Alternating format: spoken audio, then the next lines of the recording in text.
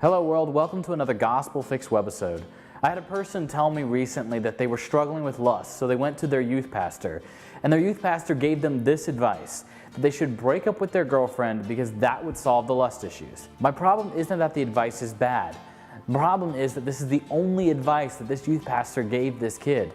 What this youth pastor essentially did was sum up all of the kid's external lust problems into one cause, the girl.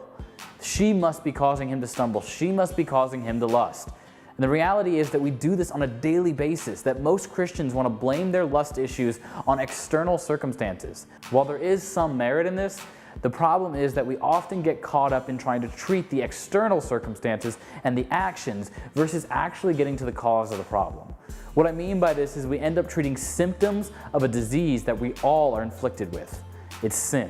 The issue with sin is that it's a condition of our heart, meaning that we can constantly try to fix our outward actions and never really deal with our heart. My dad is a self-proclaimed handyman. He will try to fix and do anything himself. Cars, lights, stitches, electricity, computers, you name it, he'll try to fix it. But recently my dad had a condition with his heart. He ended up going to the doctor and what they found was that he had a blockage. Now, as much as my dad thinks he can fix anything, when it comes to his own heart, he can't fix that. While my dad might have been the cause of his own heart issues, he would not be the solution for them.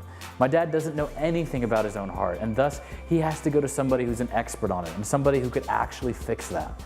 The same goes for us. All of us are responsible for the conditions of our heart, but none of us are capable of solving them. The Bible makes this abundantly clear in Matthew chapter 5. Jesus begins to give one of his most famous sermons, the Sermon on the Mount, and he gets to a section where he changes up everything. He tells the people that you've heard the 10 Commandments say that you shall not murder. But I tell you this, if you've had anger towards a brother in your heart, you've already committed murder.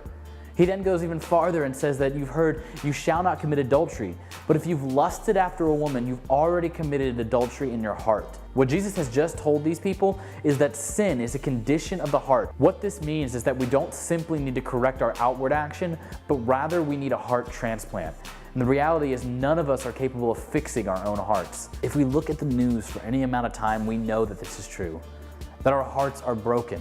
There isn't a religion in the world that doesn't try to explain what's wrong with the human condition.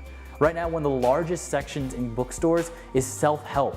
Everyone acknowledges there's something wrong with us, that things aren't the way they're supposed to be. When you turn on the news and hear that 9 people are killed just because of the color of their skin, you know that there's something wrong with society. The world tells us that you should do these things and take this and act this and think this in order to treat the condition of your heart. Religion tells you that you should act this way and do these things and follow this code in order to treat the issues of your heart. The problem is you can never fix your heart from the outside. It has to be a change on the inside. Throughout the Old Testament, we end up seeing glimpses of God making a promise to fix our hearts. In Ezekiel chapter 11, God says that he's going to replace our hearts of stone with a heart of flesh, a new heart, a living heart. In Jeremiah chapter 24, God takes us a step farther and says that he will give us a heart that will allow us to know that he is God. God gives us a new heart and makes us alive. He treats the heart, not just the symptoms. The danger is that most Christians convince themselves that they're fighting sin by simply treating symptoms of our conditions. If you struggle with lust and temptations, there's nothing wrong with getting an accountability partner, with seeking guardrails in your relationships, or getting covenant eyes to protect your computer. But if you cut off all external contact, if you break up with every boyfriend or girlfriend that came your way, if you completely locked yourself in a box and you never dealt with your heart, you would still struggle with lust and temptation. The reason being is that lust starts in your heart and not your pants. But lust isn't the only sin that comes out of our hearts. One of the most obvious ones right now in our world is racism. You can turn on the media on any day of the week and see racial issues and tensions building in our communities. If you paid any attention to the media, you've heard about the murders in South Carolina. The death of our brothers and sisters in Christ simply because they were a skin color someone didn't like. While racism is a complex issue that requires education, prayer, and legislation, it's not something that can simply be treated by only fixing the symptoms. In Galatians chapter 2, Paul continues his letter to the church at Antioch. He ends up telling them that there was an issue with him and Peter, that he's found Peter stopped eating with Gentiles when Jewish people came around because he feared their judgment of him. But Paul doesn't try to simply correct Peter's actions. Paul tells Peter that he is not walking in step with the gospel that he once believed. He reminds him of the gospel. The reason being is that racism is not simply an outward condition, it's a condition of our hearts.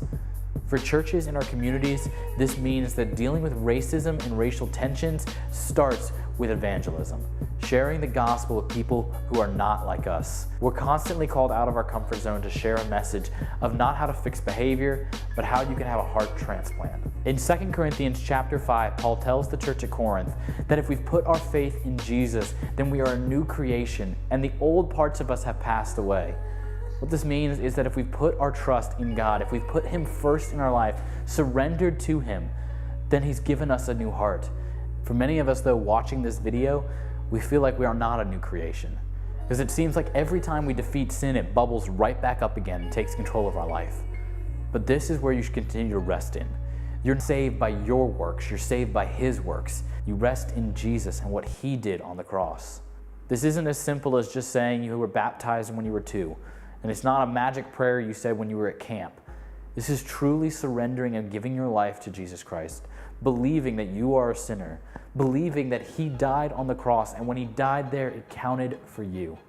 This isn't an easy task. If you've met anyone that's ever had to battle cancer, you know it's not an easy thing to go through. Reason being is you can't treat the symptoms of cancer.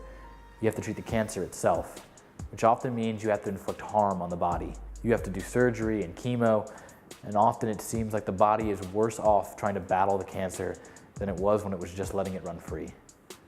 But at the end of the road, the cancer kills you.